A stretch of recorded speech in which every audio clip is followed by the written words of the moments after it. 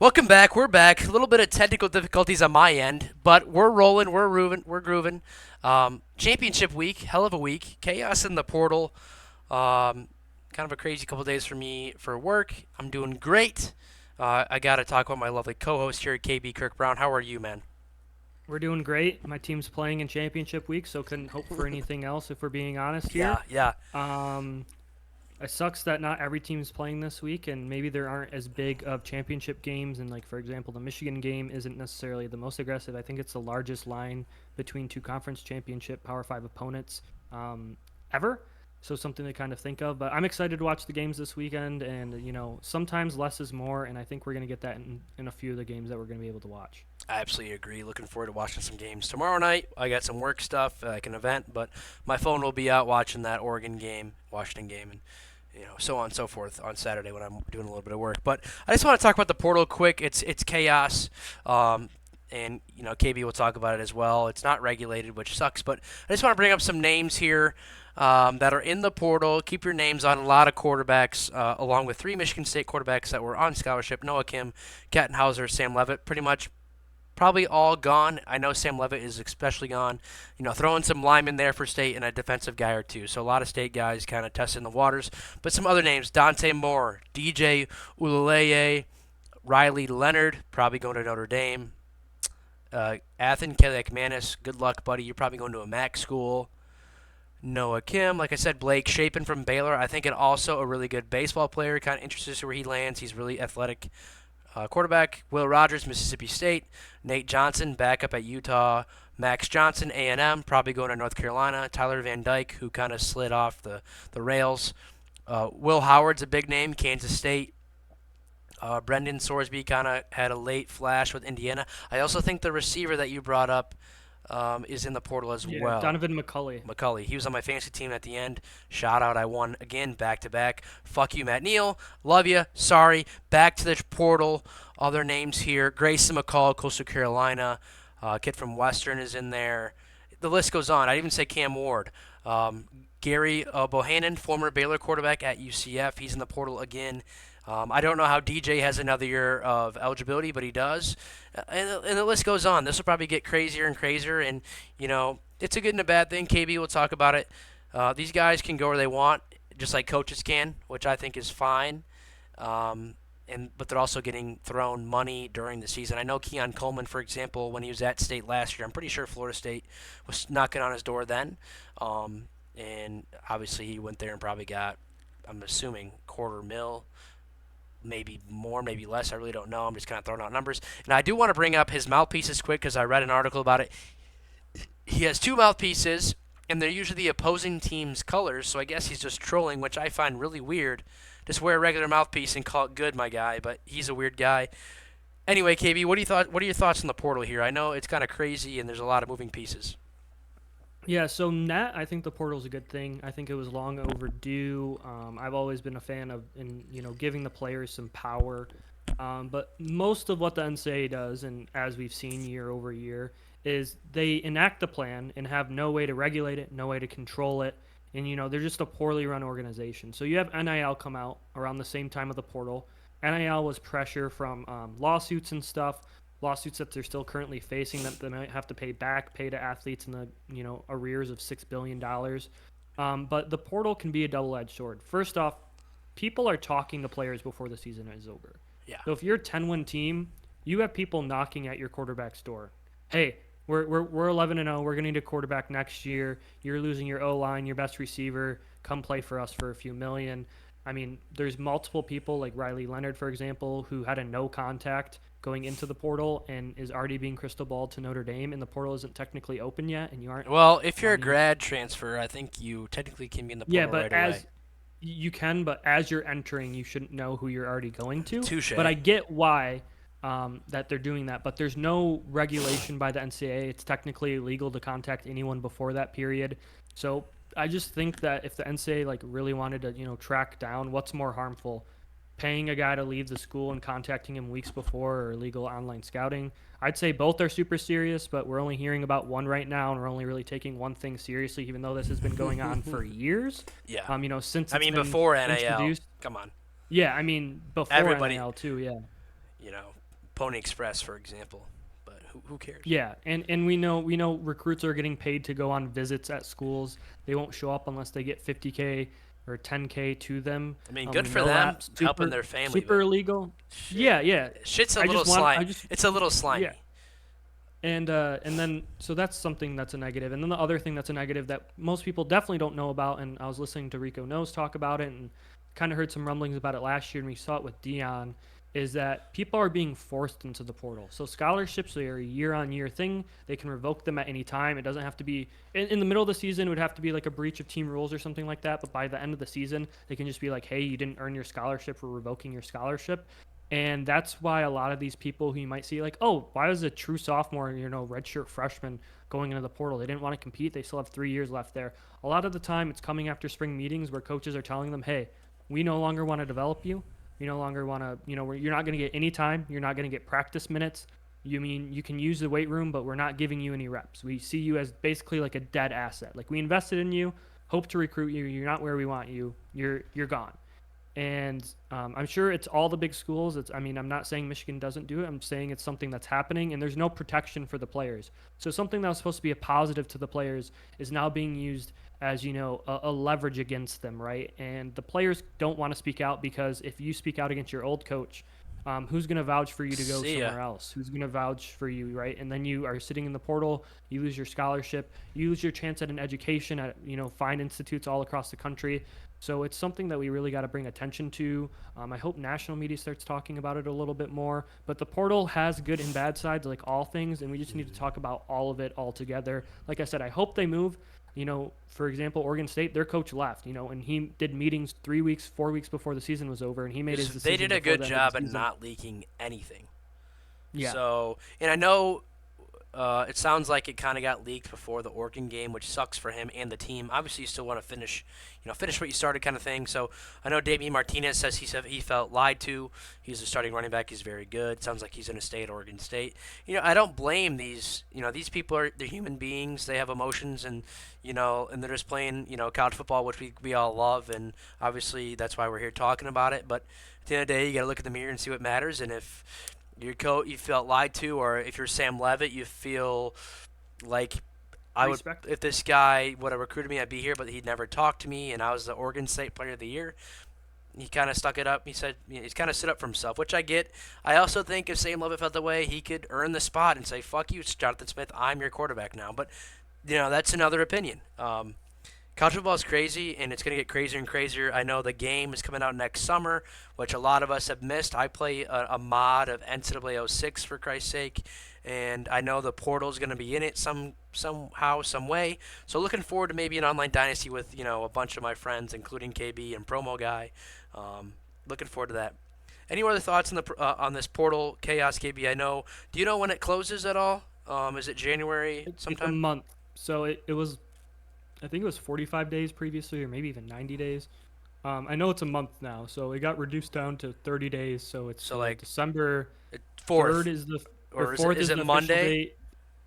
I think this I week don't. grad transfers can enter with no problem, Hmm. and then I think it actually opens next week Monday. Then it probably Yeah, goes to, I think it's a month. the first. January 4th or Okay, so something that's like like a that. Yeah, Wednesday. I guess we'll it's about a see. month. This is how, for me as a state fan, this is how we're gonna, shape our roster. A lot of guys on defense stayed, but our whole O line and 3 scholarship quarterbacks are gone. So I'm curious how we're gonna build this team up. We could get Aiden Childs from Oregon State. We could get DJ, which I would rather not get, if I'm honest. He's a great athlete, great arm. And just kind of curious. I mean, Smith took a lot of guys from Oregon State over. I think 5 coaches. Sounds like Courtney Hawkins is staying as a wide receiver coach. I haven't heard about Harlan Barnett. But this is how we're going to make our roster this year. This is how we're going to hopefully be a bowl team next year. And, this is going to be how we do things. And we kind of saw it with Mel Tucker. And obviously we had a big splash with K9. So you never know what's going to happen. Hopefully there's another story like that where a guy kind of comes out of nowhere and you see flashes in camp and practice, and you hear his name, and then bam, he's a Heisman, should have been a Heisman contender. But I'm looking forward to next year, and we got a long ways to go for our next game here, but that's okay. But let's just jump into the games. We're going to cover every championship game. I think it's necessary. I think every team needs to be shouted out because some low-key teams here had some great years. So first game, we had the Conference USA Championship. New Mexico State 10-3, 7-1 in conference, is playing undefeated Liberty at Liberty. The spread is -10 Liberty when I did my notes. I see 11 now, but I'm just going to quick run with this. This is a good year for both teams. New Mexico State Aggies, you never hear about them. You think they're usually shit. They beat Auburn. They have double-digit wins. Good job on their coach. I don't know who it is, but hell of a job. The only loss that New Mexico State has in conference is from Liberty. They did play earlier this year, and they beat them. So we'll see what happens here. I think since New Mexico, they've been on a roll since losing at Hawaii. I think they've won a bunch of games in a row here, at least 5 straight. So I'm looking forward to this. But Liberty's really good. They're a crazy university. If you look them up, they're in a Netflix documentary about some crazy other shit, not football related. But feel free to look that up if you'd like. The quarterback and the running back for Liberty are very good. I think Cooley's their running back. He has like 1,200 yards. 1,200 yards, 13 touchdowns. And Salter, the quarterback, is also very solid. Only 5 interceptions with 29 touchdowns. So I think that Liberty Flames here cover the -10. I think it's still a good game until the end. Liberty pulls away. But I love a Conference USA Championship game on a Friday night here before the Washington-Oregon game. Yeah, this is Cam Ward or no, just to backtrack. This New Mexico State team has losses to UMass, Liberty, and Hawaii, and then they have a win against Auburn and some other really college football. Yeah, so it's one of those weird things. You look at this team, they're 60th in scoring offense and they're 24th in scoring defense, and then you kind of have the opposite side of the coin here. Liberty is the 6th scoring offense in the country. They average over 40 points a game, 40.1, and their defense is allowing 21.7, 36. So really the strength is if Liberty can really get up points, keep scoring. They rely on Salter, their starting quarterback. He has 899 yards on the ground and 11 TDs, so he's really a more dual threat passer. He isn't even completing 60%, so that's really where this team shines. I do have to shout someone out on the New Mexico State team, Andre Seldon. He's a former Michigan recruit, Michigan guy. He was like 5'8", though, so really just didn't pan out. Is he from Michigan? Yeah, I'm like 98% sure he's from Michigan, Nice. But he's just 5'8", so he didn't really have the D1 necessary size. But this is going to be a fun game. New Mexico State is a hard-nosed team. Diego Pavia is their starting quarterback. Another dual threat guy, 2,700 yards, 23-8. He's their leading rusher. Ratio, 806 yards rushing. Yeah, so this team kind of does it all. Defensively, they have Keyshawn Elliott, who has 92 tackles on the season. That's leading them. And then for Liberty, they have a guy named Teron Dupree, who has 108 and 8 tackles for a loss. The secondary has been getting after it with interceptions. They have 2 guys that combined for 9 interceptions between Kobe Singleton and Brylan Green. I'm going to double up on Liberty winning this game here and covering the spread. I think New Mexico State is kind of maybe a betting favorite.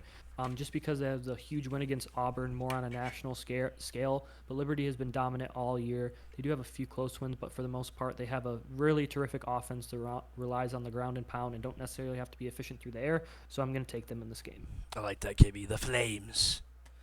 Next game, huge game. Huge implications. 2 Heisman contenders, I would say.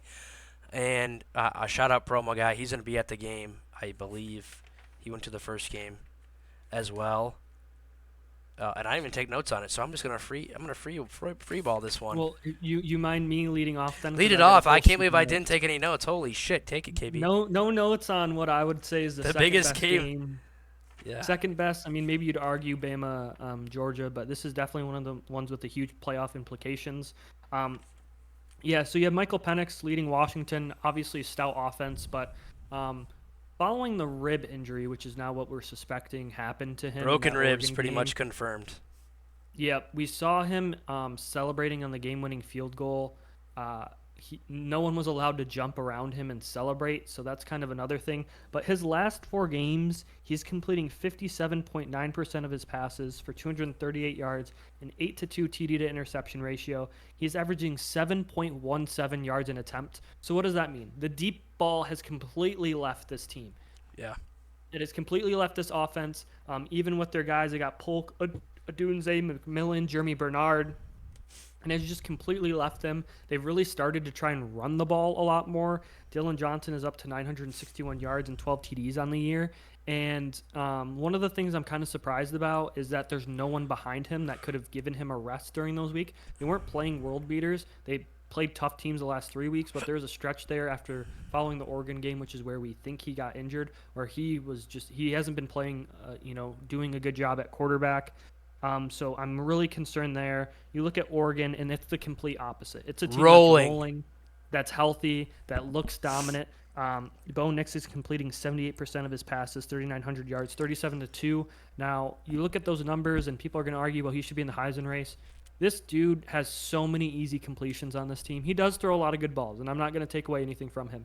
But a lot of it is the offense. They get him into screens that go for 60 yards. They get him into 3 yard outs that go for 70 yards. He's one of the most reliant characters on yards after the catch, which means you're throwing a good ball, which means you're playing on time. But it isn't really, necessarily a showcase of all of you do. It's kind of the offense that they run. They also have two good guys. Bucky Irving, by the way. Dude. He is a former Minnesota Gophers running back. Did not realize that. When was that? Up his stats. He started his true freshman year at Minnesota. He's an Illinois kid, transferred to Oregon last year. KB stats. Let's go. So that's just one of those weird things. He has over 1,000 yards in the season, 10 touchdowns. Very good. Jordan James has 661 yards, 10 touchdowns. They have a great wide receiver duo in Troy Franklin and Tez Johnson, 1,300 yards and 942 yards respectively. But it's really going to be about this pass rush and this defense. You're going to be looking at Brandon Porlis and Evan Williams to get after a banged-up Penix, make his life difficult. There was a comment I saw on Twitter that someone said that they're going to try and break Penix. I saw that. Was that an interview? Hard. Was that an interview? I mean, it's football. I mean, obviously you're not trying to hurt the guy. I mean, unless you're a dirty player, but like you're still trying to hit a guy. You're trying to hurt the guy. Yeah, he said it. They said break him, and so that's one of those things. So I expect Washington to be tough. I expect Washington to fight in this game. I'm going to take Washington with the 10. I got 10 with right the now. 10. Okay, It's yeah, a with the huge 10. spread. I know everyone's loving Oregon right now, but if there's one thing we've seen is that DeBoer outcoached Lanning didn't take the points when he should have. Yeah, last game. Outcoached Lanning at home, and so I'm going to take Washington to fight and keep this game close. I think they're going to have some explosives, and their defense played well against Oregon last year. They kept a lot in front. There's a lot of weaknesses on this Washington team, but their secondary is actually pretty good. You have Jabbar Muhammad and Michelle Powell that have been really important to slow down this team, so something to watch for. This is the Friday night game. Definitely a game I'm going to have turned on. Me too. Probably on my phone. I'll probably at a work event, like I said earlier. But do we think Oregon has gotten, give or take, 7 points better than Washington since they've played? Because I'm pretty sure it was at Washington. Now we're on a neutral site field, so it's a 3-point swing, and it's 10. I think Washington has gotten 7 points worse. Not Oregon's Fair. gotten 7 Fair. points better. Okay, that's I think fair. Michael Penix not playing at the caliber he needs to in this offense is much more damning and much more hurtful. And granted, one of the game that they played against Oregon State, it was a monsoon. Yeah. Like the fact that he even threw any touchdown passes was really incredible. And, if he can get up for one game and then he gets to rest for a month and get it figured out and come back healthy, he might push through it, and he might have been, pushing off, the tough shots in case of injury to do it this week and just push through it. We don't really know, but it will be interesting. But Dave, I do want to hear your comments on this game pretty fully. Sorry for kind of rambling over No, that, you're good. yeah. I think before, talking about the Penix injury, I think don't be surprised if Oregon comes out and just bull rushes with 5 or 6 guys to start the game on the first or second series just to get Penix hit. I feel like they were really aggressive that first game against Washington. And I think the reason why they lost the game is because Lanning didn't take the points when he should have. He had a field goal, maybe 2, if I can't remember. I know for a 1, there was a chance where he could have taken the field goal, and he went for it, and they didn't get it. I think they were like 0 for 3 on 4th down that game. And the play calling on 4th down was not great. But besides that, they played a great game. That was probably one of the games of the year. It was like 36-33, I think, was the final score, or something like that in the first game at Husky Stadium. So, close game. And Oregon's rolling. So, give me Oregon to win and give me the Dogs to cover. So this is going to be a 10-point game. It's at Vegas. It's a neutral site game. And Penix is a great quarterback. That scheme in those receivers, like you said, are if they're on sync with deep passes. I saw it in person. It wasn't even close because we suck. But if they're hitting that, and the new wrinkle here is Dylan Johnson's a good running back, and they've shown that they will run the ball in the last 5 or 6 weeks here, especially the USC game that we highlighted earlier on. He's a good running back. He's a tough runner. He's going to get those tough yards. So that's a new little wrinkle. I don't think they really ran the ball. And they probably tried to run against Oregon, but they didn't do it enough in the first game. So watch out for him this game. I think the difference will just be Bo Nix and Bucky on a roll right now, and that's why they win. They probably win by a touchdown, maybe 10, so it could be a push.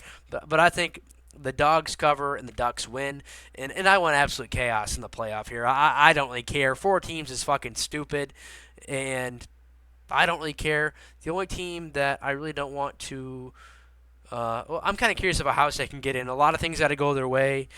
We'll talk about it as we get here, But if Oregon wins, that gives a little slight to Ohio State, and Oregon's probably in, but they might not be. So we'll see. But I think this is gonna be a fun game. I'm gonna be on probably glued to my phone for a little bit when I got a little event tomorrow night for my job. And I think it's going to be a fun game, probably a 30, high 20s, low 30s game again, and back and forth in Vegas. And I think Promo Guy will be there, have a hell of a time, man. The first game was nuts. You were there, so maybe you're the charm to make these games go crazy. And I think Bo earns his Heisman candidacy here. He's got a great game. He doesn't make mistakes, and he's the reason why they win. And the Dogs will cover, though. So give me the Ducks again, money line, and the Dogs plus the 10. That's a crazy spread, in my opinion, for an undefeated team. Is a 10-point dog. I can't believe it. Any other thoughts, Yeah. KB? No, I agree 100% with what you said there. I think Oregon wins this game. They're rolling too much right now to really be slowed down in my eyes. But the disrespect shown to Washington, Crazy. because of things that we are obviously have seen, and it's like, well, Oregon beat those teams, and it's like, yeah, but if you can't push Oregon around, on the outside, they just kill you on the offensive line. They just murder you. We saw it in the Colorado game. It's just how they attack. If you can't break them down the field, if you can't get any deep passes, they can just end games quickly. And that's what we've seen. And Washington isn't necessarily built like that, especially with an injured Penix. But this is the big game. This is the game that he's been saving up all of his strength for. In the same way where like JJ was banged up last week or 2 weeks ago against Maryland and didn't look like he could complete a pass, and then he was 16 of 20 against Ohio State. This is a game you get up for. This is a game you're locked in on, and I expect him to play a really, really good game against this Oregon team again. Also, I think Lanning will learn his lesson, and he will take the points when he can get them, take the field goals, because they probably win that game or go to overtime if they kick field goals. So I think Lanning learns his lesson as well, and he'll take those field goals when he can. So KB is going to take – we're both going to take the Dogs plus the points, but we both think Oregon will win. Looking forward to that tomorrow night. Next game, Big 12 Championship. Oklahoma State and the Fighting Mike Gundy's playing Texas here. This is the Dr. Pepper Big 12 Championship. I believe it's in Jerry's World. So 11 o'clock Central kick. And the spread I had is 14.5, which is now 15.5 in favor of the Longhorns. Ali Gordon is the guy. You need to feed him for Oklahoma State. He's going to be the only reason why you are close in this game. And I think he can keep it within 2 touchdowns, honestly. He can ground and pound. He can give you 30 carries for 150. That's a great game, 2 tutties. If that's close to being right, mark that down. Ewers has been better since his injury. He needs to be more solid, no mistakes. I think Texas does win this game, but give me the boys, the Cowboys, the Fighting Mike Gunnies to keep it close here. 15's a lot of points. Oklahoma State's a tough team. They had a really bad loss against UCF in a weird, rainy game, 45-3. Just terrible. After a big win in Bedlam, they just looked like dog shit. But I think Gundy gets his guys up. They kind of play spoiler. They keep it close against the Longhorns. Ali Gordon has a great game. Give me 30 carries, 2 touchdowns, and maybe over 150 yards. And I think he's the reason why it's a close game. Texas wins. Oklahoma State covers. Yeah, no. Be honest, right? No. I think Texas is going to use this as a game to showboat a little bit. First off, anyone in the Big 12 mad that this is how the playoffs shook out because Oklahoma should have been in. Like, Well, they go can't win a big wash game. yourself out in a dirty rag. Like, this is all of your fault. You lost against Kansas with a backup quarterback. Like, you're just. I don't like you, Oklahoma. You know what you fans, should for tell them? Shut complaining your about this. fucking mouth, all right? Get them out. Yeah. Now, the disagreeing here also comes down to if Oklahoma stays in this game, it's going to come down to Alan Bowman. If he can make throws to keep them on schedule, because this defensive line from Texas is really, really good. And if all you do is line up and run at them, you're not going to be successful at it. They're too strong. They're too entrenched inside the middle. What you have to do is you have to loosen this defense up. You have to get some shot plays. You have to get them second guessing. You have to get the linebackers not moving downhill as quickly. And you have to sustain long drives because Texas does have big guys. But those big guys get tired quickly, and they're not used to playing a lot of snaps against teams, of quick succession. You saw Oklahoma do that, where they just kept running play after play after play, hurry up. And those guys, they put up the most points on them that I think we've seen, for the year. I think Texas, though, is going to overwhelm them. I think they're going to use this as a final statement game. They literally just chewed on and spit out Texas Tech.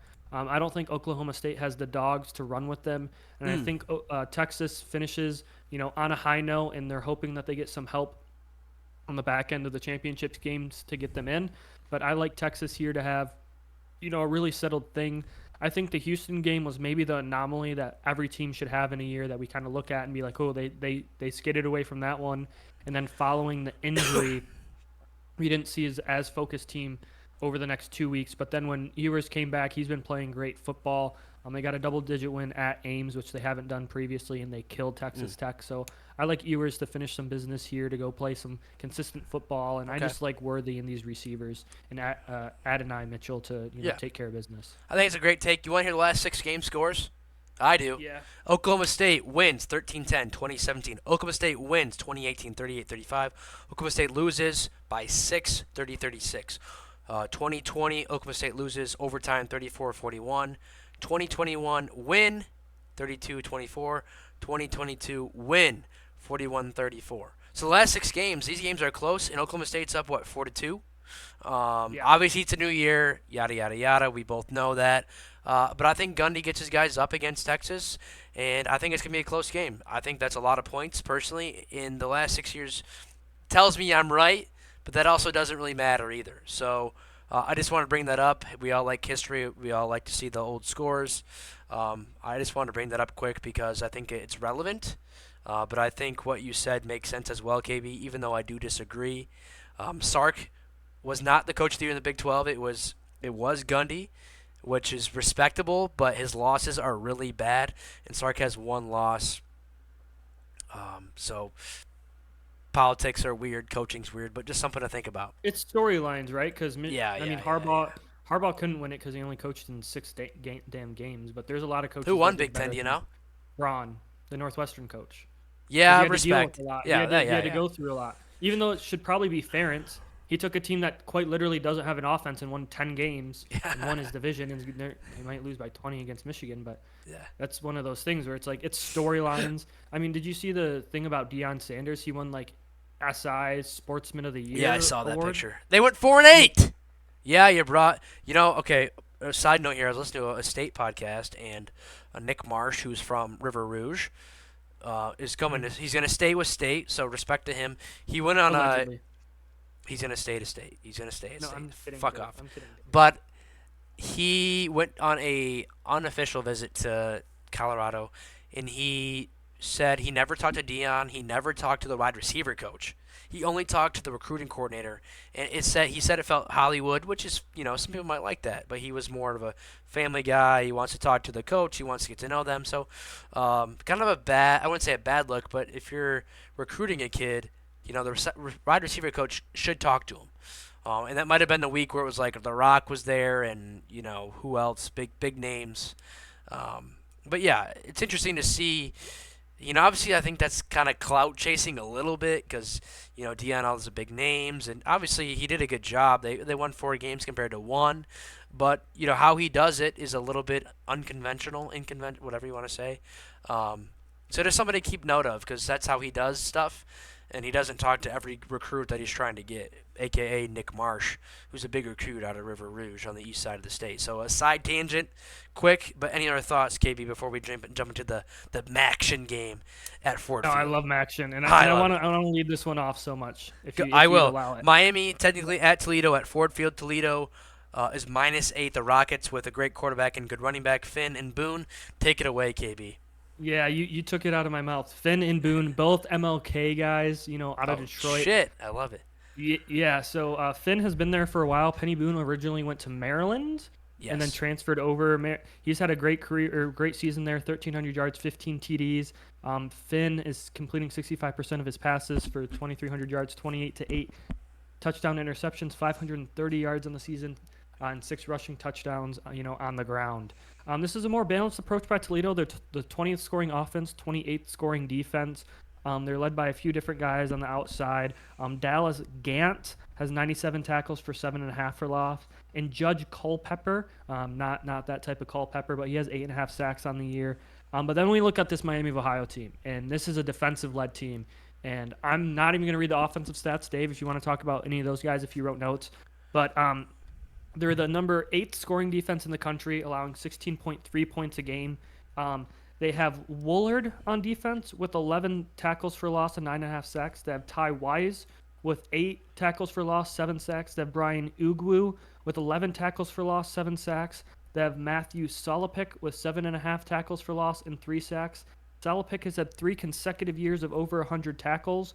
And Michael Dowell is their best DB. Spartan recruit. Dog! He's an MSU guy. Yep, Perfect, yep, Dave. yep, So that yep. throws it back to you. What's your pick? I'm taking Toledo. Toledo Gotta take 'em. minus Two 8. MLK guys. Nearly Rockets. went there for school. You did? They're fun. Yeah, they're a fun campus, fun group of guys. Really? Love it. You like the Yeah, campus? Jason, yeah, it was a fun little area. It's kind of secluded because Toledo's kind of a city, Not the kind of. best, yeah. But it's a clean area in the suburbs a little bit. It's not right downtown. But Jason Candle, who was suspected of possibly an MSU interview, but Yes. has his boys rolling. Yes. Really impressive season, 11-1. Only loss is to Illinois, where they were up By for the 2. majority of the majority of the game, and I think they lost on a game-winning field goal. So. Shout out to them. But Dave, what are your thoughts on this game? A little Maction, A little Midwest Maction, I love it. At goodness? Ford Field, great field. I was there last week, of course, as we talked about. And they played earlier this year. It was a close game. Miami's only conference loss is to Toledo by 4. So what's the spread? 8. So what is Dave going to take? He's going to take the Miami of Ohio Redhawks in the 8 points because they played a close game earlier this season. And if it's a neutral field, give me 3 points. Oh, it's 7, which is still within 8 points. So why not take the points? And this gonna be a fun game. I think this might be probably lower scoring. Over under is 44.5 right now. So probably both teams in the teens or 20s here. I love Finn and Boone. MLK's coach actually is now on the west side. Just took a coaching job at East Kentwood, which is very surprising and a weird hire. But I know East Kentwood's throwing way a lot of money into athletics, and they're a big-ass school over here. So there's probably a lot of talent. Looking forward to see what he does here. But I think Finn and Boone are great at Toledo. Love to see State get those kind of guys down the road. I never understand why State and Michigan doesn't get these guys, but I know that recruiting is weird, and there's a lot of other schools talking. But I'm going to take the Redhawks in that defense, like you said, to keep it close. 8 points is plenty, in my opinion, in this game. I would love to see them kind of win this game as well. I don't know if they have enough on offense compared to Toledo. Toledo's been rolling the last few years. They always get double-digit wins, no problem. So I'm going to do another one of these. I think Toledo wins, but I think Miami covers. Give me the +8 with the Redhawks here at another noon kick alongside the Big 12 championship. So KB and I are disagreeing a lot, and I fucking love that. Next game, Mountain West. The Mountain West, which we love, KB. We're Mountain West guys pretty much at this point in the season. Hey, where's Air Force? Not in here. Dagger. Dagger to the heart, KB. Thanks so much. Boise at UNLV, which is, nope, I think it's at Allegiant. Let me double check.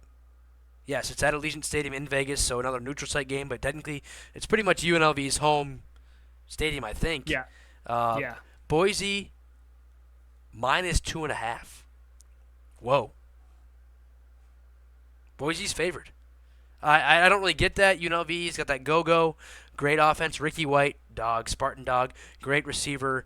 I think Maeva for UNLV is pretty solid quarterback as well. So interesting line for me here. And I'm gonna go with the go here in the 2.5, whatever you want to take. I think they're the better team. I think Boise has been kind of doing better since they fired the coach, which I still think is a mistake. And Green has okay numbers as a quarterback for Boise, 1,500 yards, 9 touchdowns, 8 picks. Obviously, Genty was my player of the week last week for Boise. He's very good. He's got 1,100 yards on the ground, and probably 500. I don't know what his receiving yards are, but probably still really good. But I think UNLV has been a good team all year. They had a hiccup last week against San Jose State, which is really weird. But I think give me the go, give me the win. They're pretty much at home here on a neutral site, kind of, against a Boise team that's kind of trending up. But I think the go is fun. You don't know who's going to get the ball in the backfield, and Ricky White is just that much better as a Power 5 receiver really much here, and he's going to be the difference. I think Ricky White with 1,300 yards, 7 touchdowns, has another great game, 100 yards and a touchdown or two, and he's the real difference here, while UNLV's defense is also stout and shuts down Boise a little bit. Yeah, we haven't agreed a lot, Dave, but we're going to agree here. I've been on UNLV basically all year. That unique offense. Ricky White has been an absolute dog. One you got to also kind of keep an eye on is Jacob DeJesus. He's their second leading receiver by him. UNLV's defense has definitely been their struggle point. They're 63rd in the country in defense, but they're 19th in offense, and comparatively, Boise State is 37th in offense and 60th in defense. So you're getting two average to below averages defense, if you will, and then one, top tier offense, if you will, in UNLV. If you're 19th in scoring in the, Mountain West, you're doing a good job, and Boise is 37th. They do have some guys, but one of the things about Boise State's defense is they have Ahmad Hassanin. He has 15 and a half tackles for loss and 12 sacks on the season. So if you see one guy popping off on the defensive line, it's probably him. And they also have Andrew Simpson, who has 15 tackles for a loss and 6.5 sacks. So their D-line gets after it. Boise State has always been kind of that team since their rise to success that recruits can be a little bit better than, you get some more top-tier talent, and these two have absolutely taken the lid off the field. But I like UNLV. I'm more on top of them just as a comparative offense and in a philosophy. And I like teams, especially this time of the year, you get to your championship game, but you're still under an interim coach. Under a coach you don't know if it's going to be there in a few weeks, what the administration's going to do, and you have a first-year head coach who's kind of taking you there. I like riding the momentum with a first-year head coach that's in an upswing versus a whole entire team that's in a downswing. So I like UNLV here. Good take. Yeah. Talking about your Boise recruits, Boise, since their run in the 2000s when they beat Oklahoma, what a game, Fiesta Bowl. They're probably more of a well-known brand compared to most Group of 5 teams. So just somebody to keep an eye on.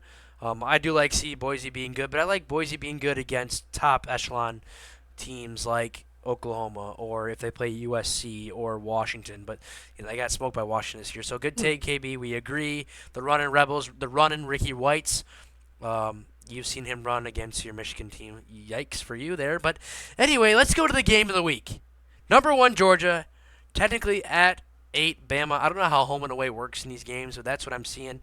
I think it's in the Mercedes-Benz Dome in Atlanta per usual for the SEC. Current spread is the Dogs minus 5.5. It's opened at 4, which I have 5.5. So that was on Tuesday. Man, both teams had close games last week. Georgia Tech gave Georgia a fight.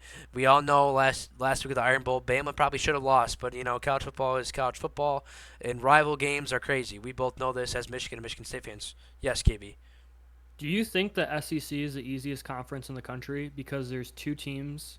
It's the only conference where 2 teams went undefeated in conference play. It seems that must be the easiest conference, right? If in regular season play, 2 teams can go undefeated. Damn, what a take! What a question.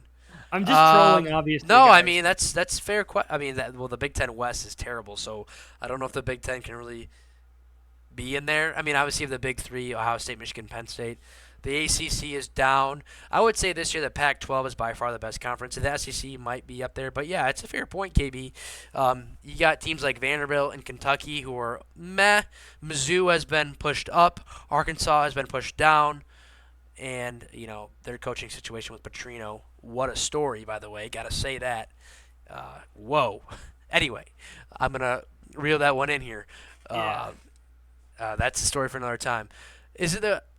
I don't think it's the worst, but you had a good point. Ole Miss is good, but they can never get over the hump.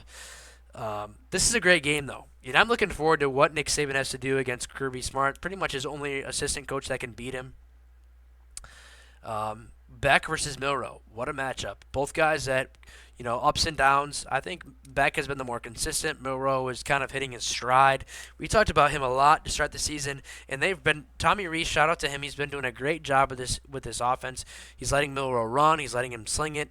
I don't really watch a lot of the Auburn game, but I don't know how they were shutting him down. I think you kind of talked about how they were rushing him and getting his face a lot. And Auburn's probably got some decent talented guys on the line and on defense. But I got one difference maker here, and he's probably the best player in the country. And I think we talked about him, KB. What's his name again? Brock Bowers. Yeah. He's the difference here. The white tight end, athletic-ass tight end. He's the difference here. Give me Georgia by a touchdown, so that's more than 5.5. I want this to be a close game. And this is a Alabama team. Sorry. This is an Alabama team that I'm kind of rooting for, which I hate to say because I fucking hate Bama. Nick Saban's got a Horcrux under Spartan Stadium. It's true, okay? I wasn't there, but I know it's there. And but I don't want to see them win this game. I think Georgia, as much as they're annoying and they're winning and somehow Kirby gets his guys going, Bama's just not enough. They're not there this year. They don't have as much as Georgia does. Georgia gets this win by a touchdown, and they're going to be the number 1 team probably going into the CFP. Yeah, so if anyone left because of that, I apologize. Hopefully you're still listening. But I was completely trolling about that. The answer I was looking for is I think the talent gap between the top 2 teams, Georgia and Alabama, and then everyone else in the conference compared to every other conference is so large because they don't accidentally lose games. There aren't upsets, partially because you play an 8-game conference schedule, so you don't have another chance for an upset. Yeah. But a large part of it is that you don't have people to play, that they can just go out there and win even if they aren't focused, even if they aren't into it, where every other conference is much closer in skill margins. Have you ever noticed too? When's the last time these two played each other in the regular season? They haven't since like 2015. Maybe. That's on purpose. No, it's just that's on purpose. No. That's the COVID year. That is so on purpose. Year, that is so on purpose, and in my opinion, a little ridiculous. You're gonna make a shit ton of money. You're gonna have great ratings, probably on CBS for this game. You don't have 2 undefeated teams. So what? It's not gonna matter next year. And they're still gonna play each other. And next year, Ohio State, Michigan could play back-to-back weeks, which I like. I like that. They're probably still gonna go to the playoff. I don't know. It should be more than 12 teams. I don't know I think D2 is a little bit more. Can't remember in FCS. D2 sucks because it's regional, and then GV and Ferris. Ferris have to play each other in the first round, which is stupid. Two of the top 5 ranked teams in the country every year. Yeah, but no. Going back to this game, sorry for that little tangent. Like I said, I was trolling a little bit, but I think that's the big thing. Is these are the 2 most talented teams on a sheet of paper in the country. They have the 1-2 recruiting class, 2-1 recruiting class, 1-2 recruiting class, and the only year they don't, Texas A&M got the recruiting class because they paid everyone millions. They suck. Dollars, Yeah, respect to them. But the thing that you got to look at in this game is if Alabama can put a game plan together similar to Georgia Tech. They ran a lot of QB power, a little QB like counter plays. They did a really good job of running the quarterback in that game, and Milroe's a hell of a lot better runner than whoever the quarterback is for Hudson, or I don't even know who the Georgia Tech quarterback is. I can't remember. Oh, it's the transfer from A&M. King, yeah. So King is a quarterback, and they ran him effectively against Georgia. I expect to see a lot of that from Alabama. I don't think Georgia was super locked into that game. We've seen that a few times this year. I think Georgia wins this game. I think that they cover. Yeah. Okay. I think the things that hurt Georgia most are a quarterback that can sit in the pocket, and extend plays while being a dominant passer. It's not outside of the quarterback, pocket play. It's not only in the pocket play because they have such a good pass rush because they do so many things to pressure you. You have to do both. C.J. Stroud gave them fits. Bryce Young gave them fits, and they're the 1-2 draft pick. Milroe is not that guy. Milroe's best passing plays are on complete coverage bus. And I know Alabama defenses are widely regarded, their secondaries are widely regarded. But I swear, I turn on every single game, and maybe it's the offensive play calling, maybe it's the offensive skill players, but they bust in coverage so much in that conference. And I'm not saying it's bad offense, bad defense. I don't know. I don't watch enough of it as a holistic thing to give it one way or another. But there's busts so often in that conference. And if you don't give busts to this Alabama offense and you force them to drive the field, Milroe is not a good enough passer to beat you. Milroe is not a competent enough guy to beat you up and down the field with his arm. They're going to use him in the run game. They're going to use him in the power game, and you got to find creative ways to not let him sprint out and gain a bunch of extra yards running. But I like Georgia. I like Kirby Smart to get these guys focused, and I like them to put together a game plan that's going to completely stifle Milroe and this offense. And I also think it's going to be a good test for Saban to, shut down and limit what Beck can do offensively, because he's been looking absolute dynamite. And if he I gets tip his my weapons cap to back- I tip my cap to Carson Beck because I didn't respect him for probably 3/4 of the season. Yeah, and McConkey and Bowers, them both being on the field creates really bad matchups because you can't double both of them. And as much as ridiculous it is to say, they're one-on-one matchup nightmares. They both get in and out That's of their nuts. cuts well. In different ways. crazy.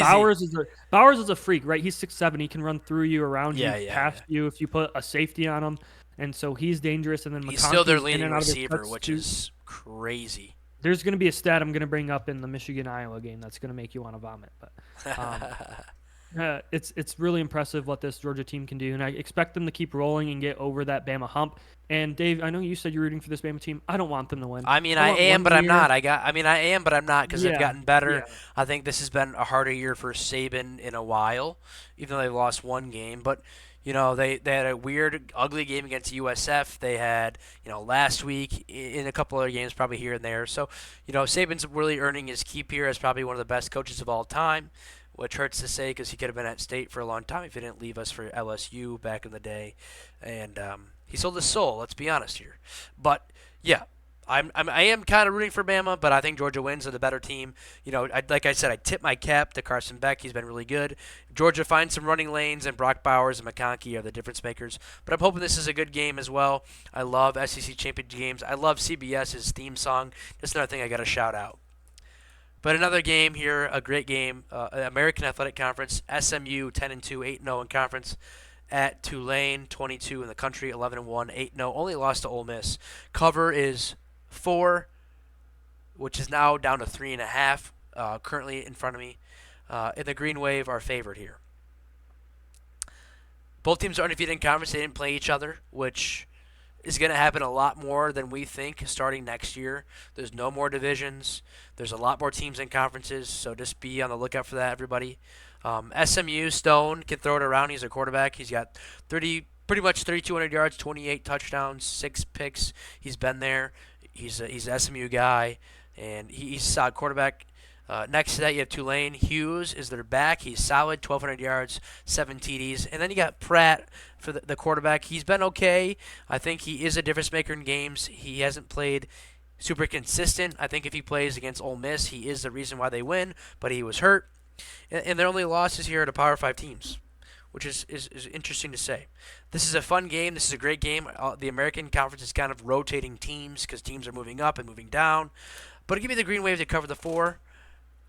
Or 3.5. I'll take the 4. I really don't care. I think it's a close game, probably a touchdown game. But Tulane wins by maybe 10 points or so, or a weird score where it's 8 or 9. But give me the Green Wave to cover. I like that take. The one of the things to look at is the American Conference has definitely gone down in skill and competition. Absolutely. With all the departures recently too. They've had to backfill a lot, and what you're going to see is kind of a weird filtration process, right? Because these teams are going to move up into conferences, and they're going to get more money and get better. But are the teams that are going up into their spots, are they going to be able to adequately fill that? Like we saw the 4 new teams in the Big 12. They were awful this year in the Big 12. Who was And it? some It of those was teams- wait. Who was that? Cincinnati, Yep, BYU, yep, UCF. yep. Who's the 4th? Houston, who Oh, just yeah. fired their coach. Cliff so we're Kingsbury is a favorite for him. We didn't bring up coaching carousel, but that's also a thing. Anyway. Yeah, but so are these teams going to be able to backfill? And you look at the strength of schedules of some of these teams. I mean, SMU played Oklahoma this year. Tulane played uh, Ole Miss. Ole Miss, and you look at their strength of schedule, and it's like 116th. And that's one of the indications that the American is extremely down this year. Tulane is still playing decent football, still good football, but SMU is blowing teams out in this conference right now. They're the fifth scoring offense in the country, 41.8 points a game. They're the 13th best defense in the country, 17.7 points. So they're just hailing these teams. And they also had tough games earlier on in the season, like when they played Oklahoma. One of the interesting facts about their offense is they have 6 receivers with over 350 yards. So they're spreading the ball around. You're not really going to see anyone pop out on the page, but it's a quick passing attack. They're going to get the ball out to all these different guys. Preston Stone's completing 59.9% of the offense. And then you look at Tulane, and it's definitely a rushing attack. It's been a rushing attack for a few years now. Tajay Spears was a guy that was leading it last year. They're the 63rd scoring offense, and that's kind of that inconsistency that we've seen with Michael Pratt. I think we both expected more. I know he's been banged up throughout the year, but for sure. this offense should be, without a doubt, in the top 25 for scoring, especially in the conference that they play in. Yes. And that's a cause for concern, but defensively, they've looked really good. They're the 18th scoring defense in the country. Davis Hodges has 7.5 tackles for a loss. Jenkins has 11 with 5.5 sacks. So they're a really well-rounded team. It's going to really take a good effort from this Tulane team, and I think SMU comes out with an absolute swing and wins this one and gives Tulane their second loss. I just think they're more competent right now on the offensive side of the ball, and they have about split even defenses, and I think that's going to be the difference. Taking the Mustangs, huh? Pony Express? Yep, there we go. Pony up. Pony up. I would like them to kind of, crazy story, maybe 5 or 10 years, they kind of get back to where they used to be when they when they were the Pony Express. Obviously, they're just slinging money around and giving people gold Camaros, but no, Grandma bought it. But it would be kind of fun to see that happen with all the Texas schools. But we're going to jump to the next game here, which I think is actually a really fun one, too. This is the Sun Belt Championship. We got Appalachian State, should be James Madison, let's all be honest. Their coach is actually going to Indiana, another storyline to bring up. He's a great coach, and Indiana's a hard place to coach at, so good luck, buddy. We're going to go App State at Troy. Troy is -6.5. When I did my notes, it's currently 5.5. KB, what are your thoughts on this game? Yeah, so this is kind of two tales of the offensive defensive side of the ball. They kind of mirror each other really well. App State is the 18th scoring offense in the country, led by Joey Aguilar, but they're the 70th scoring defense. And then on the other side of the ball, Troy is the 54th scoring offense, but the 10th scoring defense. They have some absolute dogs in their front seven and secondary, and it's really going to come down to who can be more consistent. And one of the causes for concern is Troy hasn't converted yards to points. You look at both of their offensive stats. Their quarterback has thrown for over 3,000 yards with 26 touchdowns. Their running back has over 1,300 yards and 9 TDs, and you're like, how isn't this a better scoring offense? And I kind of looked at the stats. They have some really big red zone issues. They haven't moved the ball effective, and turnovers are definitely an issue. And App State has been in this. They're big time. They came up, obviously. They had the huge upset as an FCS opponent, or it was technically, D1A or whatever. Yeah, it was 1A and 1AA back then. Yeah, back in the day when they upset Michigan. This is a team that has been on the stage before. Troy, I think this is back-to-back seasons with double-digit wins for them, which is awesome. So. But I like App State to win this one. Oof. I just like how they're kind of put together. I like how their offense kind of plays. And I think at this time of the year, offenses can kind of play more up, especially if you're lighting it up. And I just like this offense to take another gear and outscore this Troy Trojans offense. Yes, I disagree. I'm going to take Troy by a touchdown, so I'll take I have 6.5. I'll take the 5.5, whatever. Very under-the-radar team. Their losses are to James Madison and Kansas State, back-to-back weeks. They got blown up by Kansas State and then lost by 2 to JMU. So, besides that, they've been kind of doing well. They put up yards. They need to finish in the red zone, like you said. And I think they might lean on Vidal here. That's their running back. And then Watson does his job here. Gets some completions in the red zone, gets some completions, in the middle of the field. And this is just a fun game. You don't hear about Troy a lot. I think they're in Alabama. And they're just an under-the-radar team with 10 wins. And, the Sun Belt's not a huge conference, let's be honest. But you got teams like App State and JMU who are kind of trending up. And I wouldn't be surprised if they move conferences in the next few years here. But give me the Trojans by a touchdown, so 5.5, 6.5. Both quarterbacks are good here. Like KB said, Aguilar, I think he's a SoCal kid, which is interesting to see a guy in Boone, North Carolina, in the mountains. But close game. I think Troy finishes at the end with a touchdown here. So give me the Trojans, and KB's going to take the App State. I think it's Mountaineers plus the Yeah. points. Great baseball conference, by the way. Yes, we only got 2 more games here. We've been going for a while, but great stuff this week. It's been a crazy week. I'm going in order of kickoff, KB. So I got Michigan next. Is that okay? Yeah, that's okay. This is the last game that I did a full thing of notes on because we covered And then a we lot got of the games, and I ACC wanted to- team. Yeah, So- and the ACC team, I'm going to rely on you for that. But I want to talk about this game. So the first thing I want to break out, Eric All is this team Iowa's leading receiver. He's been hurt. He hasn't forever. played since October 14th. He doesn't hasn't have 300 played- yards. He has 299. He has 299 yards. Yes. So the guy behind him is Nico Reganey, who they say is like, oh, he's the playmaker, he's the go-to guy, and he drops a ball a game, I swear. They definitely rely on the run. LaShawn Williams has 779 yards. Caleb Johnson behind him has 415. Cade McNamara, I wish he was playing in this game because he's been talking so much shit about Michigan. And he said, I hope everyone doubts us. I hope everyone doubts us. Well, they're doubting the 124th scoring offense What in are the they country. supposed to score in their first half? What's the odds?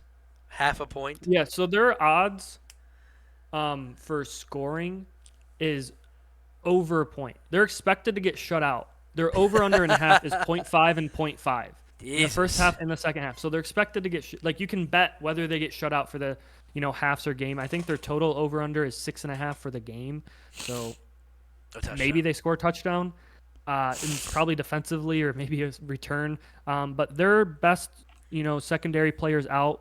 Deacon Hill's completing 48%. Wait, who's the of his secondary passes. player? Cooper DeJean. Okay, I don't know that name or anything. Yeah, Cooper DeJean's out. He had an injury in practice. Was he hurt last year too? For Michigan? I don't know. I think he was hurt last year for the Big Ten title game, and that's why they lost. He wasn't in the Big or Ten 2 title years game ago. last 2 year. years ago. Yeah, maybe. Whenever Riley they- Moss. Whenever they played last. Yeah, whenever Iowa played Michigan, which was. But Deacon Hill's their Brandon. starting quarterback. 48% completion percentage. Not great. Not 1,000 yards on the season. Not great. 4.9 yards an attempt. Not great. 5 touchdowns to 6 interceptions. Horrible. He is good at doing a quarterback sneak because he is like 250 pounds. Yeah. He can move a little bit.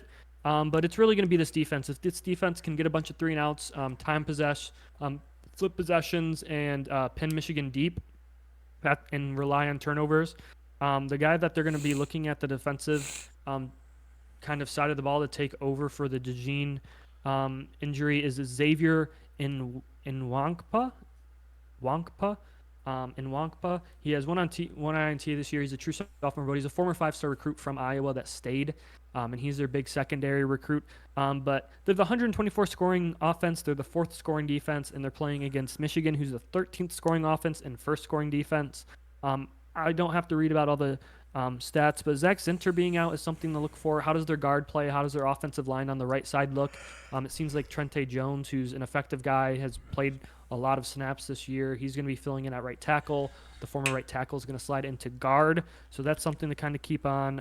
Michigan's whole entire starting offense and defense and special teams made all Big Ten, every single starter, which is awesome. Wow. So that's something to kind of look at. Yeah, JJ was the Big Ten quarterback of the year. Overall, He knew the I plays. like Michigan. It's all right. I like Michigan to win. I think it's going to be like a 14-3 game or 17-0 or somewhere in there. Oh in the wow, first that low half. scoring. Oh, first half. In the okay. first half. Okay. First half. And then I think Michigan's going to run away with it. You're going to kind of see the same exact effect that happened when Penn State played them, where their defense is just going to have to defend like 100 plays. Yeah. And their defense is going to get tired, and Michigan's going to start pouring it on in the second half. Kind of like they did last year last time they played in the Big Ten championship. I'd say this defense is about the same as the 2021 defense, but this offense might be the worst offense in the country, and their points are only aided by other teams' turnovers and defensive touchdowns.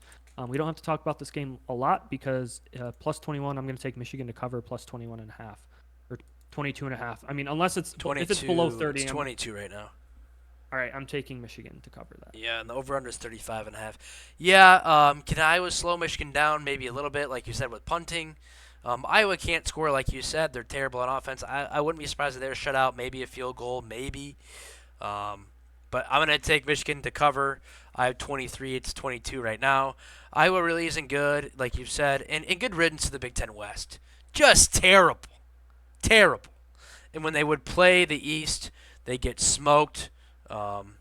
Before that, leaders and legends. I'm pretty sure Wisconsin was okay here and there. I'm pretty sure they won it once or twice. They beat State in the inaugural Big Ten championship. What a great game! And they hung 70 on Nebraska. Remember when they ran for 600 yards? Yeah. So I know that the first, I think that was against State. What a game! If you want to watch some highlights, Keith Nickel with the toss to Benny Fowler. I'm living in the past because that's when we were really good.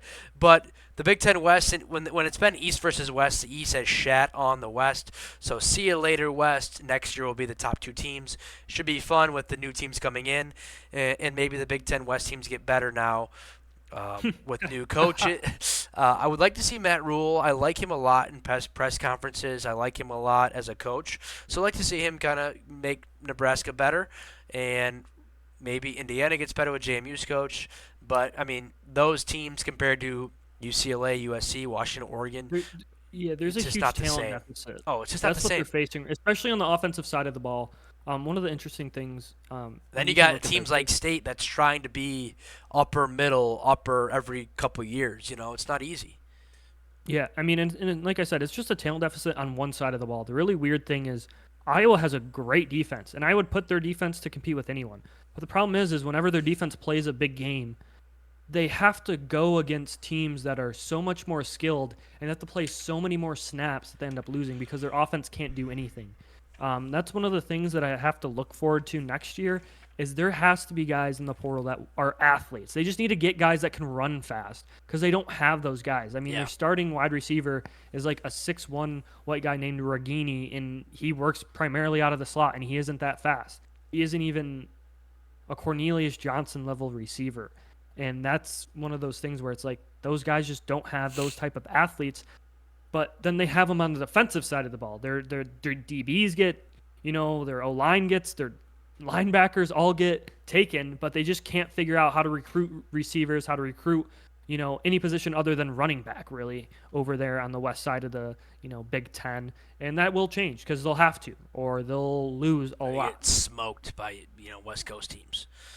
Yeah, interested to see how that all pans out going forward. The Big Ten's going to be really interesting with all the teams and, just a lot going on. But we'll jump to the last game here. We've been going for a while here, so thanks for sticking around. This is an interesting one. This is a fun one. I think Coach of the Year goes to Braum, in my opinion. Bad loss last week against Kentucky, but what a year. 10-2 Louisville goes at Florida State. 8 o'clock kick. Florida State was -2.5 last time I did my notes. It's now down to 1.5. It started at 4.5. Obviously, you have the backup quarterback for Florida State, Rodemaker. But a lot of this is on his shoulders. If Florida State wins, I believe they're in the playoff. There's no way a 13-0 championship team does not get in the playoff. Like I said last week, you got to lean on Trey Benson. He's your running back. He doesn't have a lot of yards, 838, but with having Travis at quarterback, he would run, he would, extend plays and throw it up to Keon Coleman and Wilson. Wilson was the guy last week for Rodemaker in third downs and in tough plays, so look for that again. I think Louisville's going to lean on the run with Jordan and the other guy. I can't think of his name because Plummer is a statue. He's almost got 3,000 yards, 21 TDs to 11 picks, but he's not like a difference maker quarterback. He's competent. He's kind of a game manager. But I'm gonna take Louisville here with the spoiler here. Money line, Cardinals. Jeff Brom, Coach of the Year, gets his guys up. I think Rodemaker makes a mistake or two. I think he plays a better game than last week, but his mistake, 1 or 2, will be the difference in this game because Louisville's defense is solid, their running game is solid, and that's why they win by a field goal or maybe it's closer, 1 or 2 points. But give me the Cardinals to play spoiler and cause some chaos. Yeah, it is going to be interesting. I want Florida State to win this game. When Ohio State won the national championship with Dwayne Haskins in at quarterback. Cardell or Dwayne? Or Cardell. Yeah, Cardell, because both came in, who got hurt? JT Barrett, and then was the backup somebody else too? Wasn't he the third string? Yeah, so it was Cardell Jones. When Cardell Jones and Ohio State won as a third string, that should have ended all comments about, well, the playoffs shouldn't happen, these guys are all high-level athletes. It's not like Tate Rodemaker is some random dude. Now, has he played a lot? No. No. Is he a junior with not a lot of experience? No. But if he wins this game and they can get a full month of practice time, he can look like a different player. Yes. I'm taking Florida State in this game. Okay. I don't like Louisville. I'll I give know you they're money gonna line. try and play- Yep. I know they're trying to play spoiler, but overall, I just like this Florida State team. I think they're much better athletically. I think they haven't put together a big game. I think they haven't, put together a full top to bottom game from their defense. I mean, this team slowed down Jaden Daniels. They're about the only team that looked and slowed down Jaden was Daniels a long time all ago. year. I know it was a long time ago, and I know they've had injuries. But offensively, I still like this team. I like who they have at the skill positions, and I like this team to have a focused approach. Everyone's doubting them right now, right? They're reading the headlines. They're reading the headlines. Oh, this team shouldn't make it. It's bullshit. They're going to go out there and make a statement. I think they win big here. I think they win by at least 14, and I think they're in. I really like this Florida State team. I know that the advanced metrics don't like them a whole lot. I think they played up and down the competition all year. And so I kind of look at that as a totality of that. They're just not super deep, and that's what's limited them. But in a one-game kind of playoff scenario here to advance it, I like them to show up, put together some huge numbers, and win. Okay, we're different here. I'm looking up something quick about Keon Coleman. Do you think he had more yards right now? Last year. Yeah, he did. Well, it's because he had the great Peyton Thorne throwing to him. Almost 800 yards, but I think pretty much left because of Peyton Thorne. You think he wasn't that great. But I mean, obviously numbers are numbers, but I think it's just interesting to bring up. Well, He's got 640 yards. His quarterback got hurt. He's got more touchdowns, and I do like him in the punt return game a lot. I think that's something that State should have done too, but obviously we had Jaden Reed. yeah, you didn't need it. We didn't need it. Sometimes guys get hurt on kickoff and punt return. I think as a Michigan fan, you would know a year or two ago. Was it Roman Wilson or Ronnie Bell? Ronnie Bell went down. Yeah, he went down. First game of the year. Yeah, so But something to bring up, KB. Do you have any thoughts on it? yeah, the last thing I wanted to bring up on that too is like maybe he just saw the writing on the wall that this team wasn't going to be very good. And Tucker's a And weirdo, maybe. And he's been in huge games. He was Tugger. in the national. Get it? Yeah, but he's been in a lot of nationally showcased games. He's been highlighted, and that's something that you can't really pay for. I know the ACC is kind of a sleepier conference, but there's some huge games that he played in, and he's playing for national championship. So I don't care if he had 500. Yeah, he made the right decision to go play. Yeah, it is interesting, and he did miss a few games, so I don't know how many games he played last year versus this year. But he's looked great, and I think it's also because there's an alpha outside with him. It's a lot easier to play as kind of a 2. He's one game less. He's gonna play 12 each. So, but overall, I just appreciate it, and I like Florida State here. This isn't a game. Verse is gonna, I think, have a really big game. Defensive lineman for Florida State. That's something to kind of keep an eye out on. But overall, this game's is in Charlotte too. Games, and I can't wait to talk about it. And I think, Dave, we're probably gonna wait until whenever the rankings come out Sunday, right? The final rankings. Yeah, we'll wait. Talk about all the games. What is it? 8:00. So we'll be fine. We usually record later on. It might be even earlier because I know it's a show and it's for an hour, and then they don't even release the rankings till the end of the show, which is kind of annoying. But what a great week of championship games. Obviously, not a lot of teams are playing, but it's the top teams in each conference. And then you got the transfer portal, you got new coaches, you got the coaching carousel. So just a lot of crazy shit going on. We kind of highlighted the portal, but then you got coaches. Like I said, JMU's coaches going to Indiana, which is a hard place to win at. I think Tom Allen got a $20 million buyout, which is absolutely crazy at a place like Indiana. So keep your eye on that. I think more coaches might leave after this week and get better jobs, etc. A&M is crazy. Just got to say that. They're like a cult. But really looking forward to these games and keeping an eye out on my team as State gets their players and their guys for next year. Already excited about what we got. And KB, just for a little teaser here before we wrap up, we're going to do a little bowl pick'em. $100 on the line. Whoever wins will get paid by the other person 100 bones. Straight cash, homie. We'll break down all those games, and as they come along, we'll talk about them more in depth. But just something to throw out there. KB, as a fun tiebreaker, if we need one, will be the final score of the CFP. Hopefully we don't need that because one of us is just a better picker, probably you, because we all know I'm dog shit at picks. But thank you guys, as always. My team's not playing. That's okay. We got a new coach. As always, I got to say go green. And let's looking forward to a great week of championship games. KB, what do you think? And without a doubt, I have to say go blue, and I'm super excited, and thank you all for listening. Have a good night. Yeah, guys, have a good weekend.